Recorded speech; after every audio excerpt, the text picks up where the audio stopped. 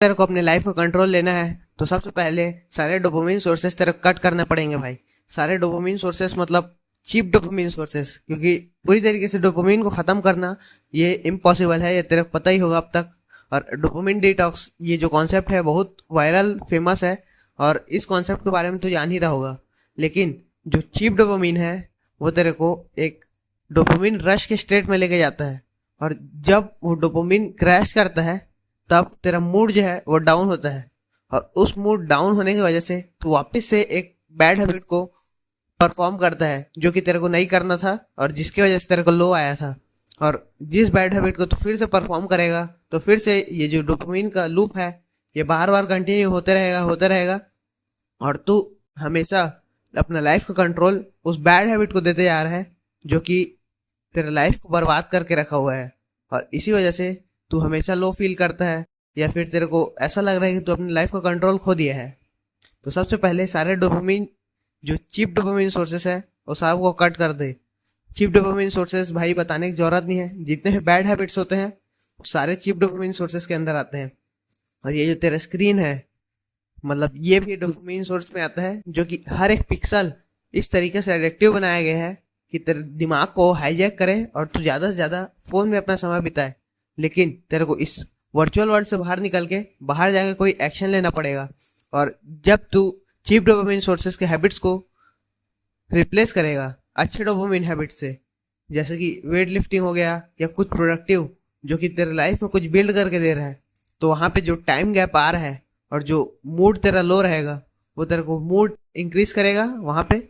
मतलब अच्छे हैबिट्स तेरे मूड अपलिफ्ट करेंगे और तेरे को अच्छा ओवरऑल फील भी होगा, और ऐसा लगेगा कि तू धीरे धीरे प्रोग्रेस बना रहा है। और भाई जब मोमेंटम आता है तभी लगता है हम लोगों की लाइफ में हम लोग कुछ कर रहे हैं। जब तू अगर अविराट में स्टक है और बाकी जो पिछले जितना भी कुछ भी अचीव किया है वो सब से तेरे को कोई फर्क नहीं पड़ रहा होगा अभी, क्योंकि तेरा अभी जो मेन रट स्टेट है वो तेरा यहाँ पे स्टक है। और जैसे ही तू डोपामिन सोर्सेस को कट आउट करेगा तेरे को बोर्डम फेस करने को मिलेगा भाई। बोर्डम जो होता है ये वॉइड है, वॉइड जिसमें तेरे पास कुछ समझ में नहीं आएगा तेरे को कि क्या हो रहा है और क्या तेरे करना चाहिए, क्योंकि अब तेरे पास बहुत ज़्यादा ही फ्री टाइम है।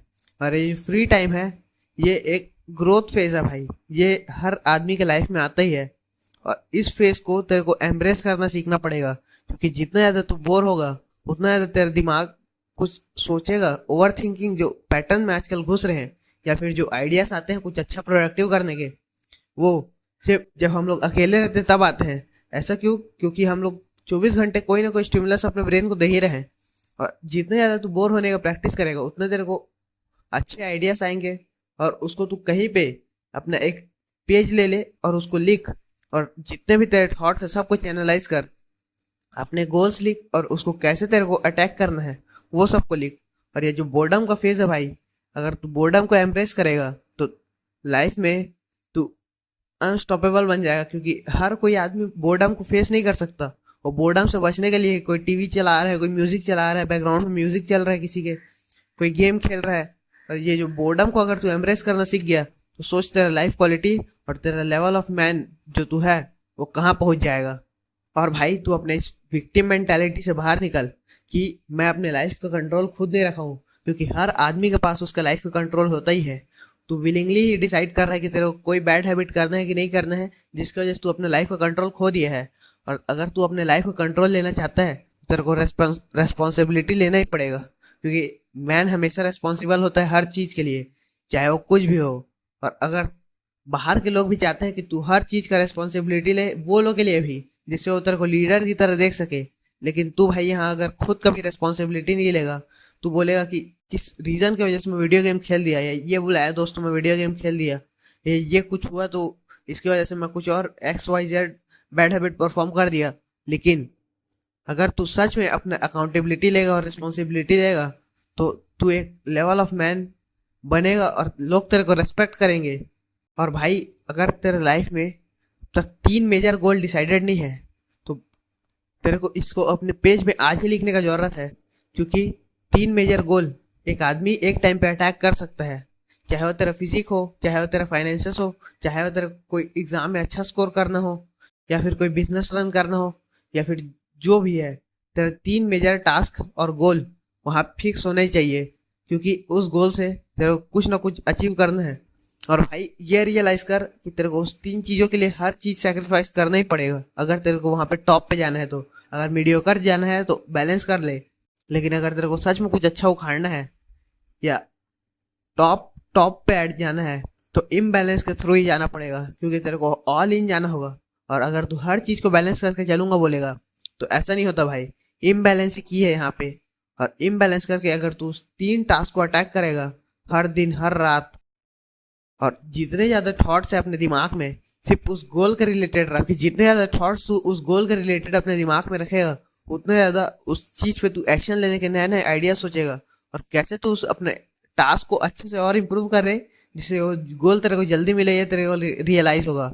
और जितना ज्यादा माइंड में स्पेस देगा उस चीज को, जितना ज्यादा उसको प्रायोरिटी में रखेगा उतना जल्दी उस चीज पे तू एक्शन ले पाएगा और उतना जल्दी तू उस चीज को अचीव कर पाएगा। और भाई इस रास्ते में तेरे को बहुत सारे ऐसे क्रैब्स भी मिलेंगे जो कि तेरे इस गोल पे विश्वास नहीं करेंगे। उस नॉइस को तेरे कट आउट करना ही है, और अपने अंदर इतना लेवल में कन्विक्शन रखना कि उस गोल को तू अचीव कर लेगा, चाहे भले ही कोई भी कुछ भी बोले। इवन घर वाले भी भाई उस गोल को परस्यू करने के लिए तेरे को रोक सकते हैं, क्योंकि वो लोग जो है उस ओल्ड वर्जन से फेमिलियर है और तू कोई अपना नया वर्जन बनने जा रहा है। और तेरे को पता है भले ही कि वो नया वर्जन बेहतर है, लेकिन वो लोग को नहीं पता है।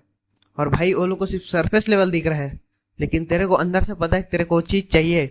और अगर वो चीज़ तेरे को चाहिए तो तेरे को खुद के अंदर कन्विक्शन होना ही चाहिए। कन्विक्शन ये होता है कि खुद के अंदर इतना अनब्रेकेबल कॉन्फिडेंस होना चाहिए कि उस चीज को तू अचीव कर लेगा चाहे कुछ भी हो जाए। और स्लिप ऑफ जो है ये भाई पाथ का एकदम नेचुरल चीज है। अगर तू किसी दिन फेल हो जाता है उस काम को करने के लिए, या 2 दिन से उस काम को नहीं किया, या हफ्तों से भी उस काम को नहीं किया, लेकिन अगर तेरे बैक ऑफ द माइंड वो गोल है, तेरे को अब भी उस गोल पे गिव अप नहीं करना है, तो उस गोल पे वापस से एक्शन लेने का चालू कर। क्योंकि अगर बीच में फेलियर आता है तो ये भाई ओके है, लेकिन अगर तू फेलियर बन जाएगा तो ये ओके नहीं है। यहाँ पे तेरे को वापस से उसमें मेडिटेट बैक करना है। मेडिटेट बैक जैसे मेडिटेशन के टाइम जब हम लोग फोकस लॉस्ट कर देते हैं तो वापस हम लोग जैसे ब्रेथ में लाते हैं फोकस को, उसी तरीके से तेरे को गोल पे अपने वापस एनर्जी को वापस चैनलाइज करना है और उस गोल को अचीव करना है। और भाई अगर तेरे को सच में अपने लाइफ में कंट्रोल चाहिए तो ये सब तेरे को फॉलो करना ही पड़ेगा।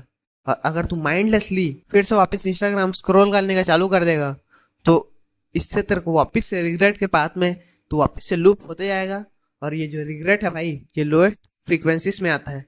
तो ऐसा लाइफ तेरे को जीना ही क्यों है जिसमें तू अपना लोएस्ट पे जी रहा है। लाइक टॉप अचीव करना है अपने को।